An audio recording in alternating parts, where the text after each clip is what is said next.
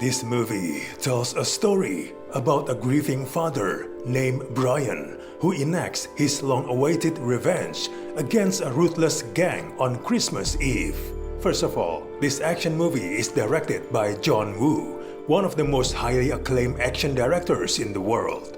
The movie starts with interesting and promising action sequence. Unfortunately, the rest of the movie is flat.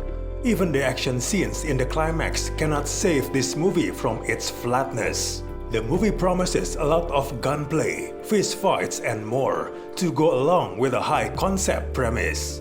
But there's simply not enough of what most presumably have come to see by the time the safeties are off and the guns are blazing. The final 30 minutes are dedicated to some action sequences, but the chaos and carnage hardly reaches the heights of the director's fantastic action movies from the past. It feels really basic and follows the path of many mediocre Hollywood action movies.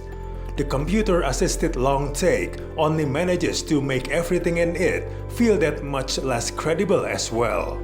To make it worse, the film takes too long to get to its payoff finale, and there isn't anything here narratively to make it worthwhile to wait that long. It would be almost impossible to overstate how dull this movie is for the vast majority of its running time, as the movie provides zero thematic or dramatic development along the way.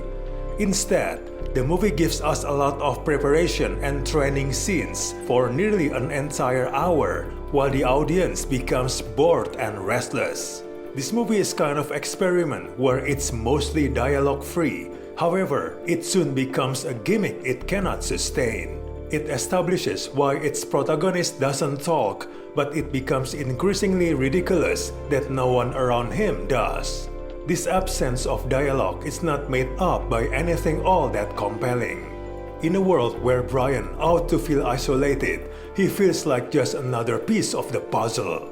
As a character, Brian is dull and lifeless, lacks personality, and completely uninteresting to watch. The villains are boring archetypes, and every member of the crew is thinly defined.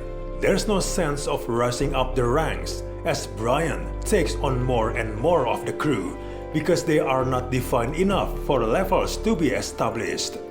Overall, it's not really worth to watch this in theaters. Just wait on your streaming service.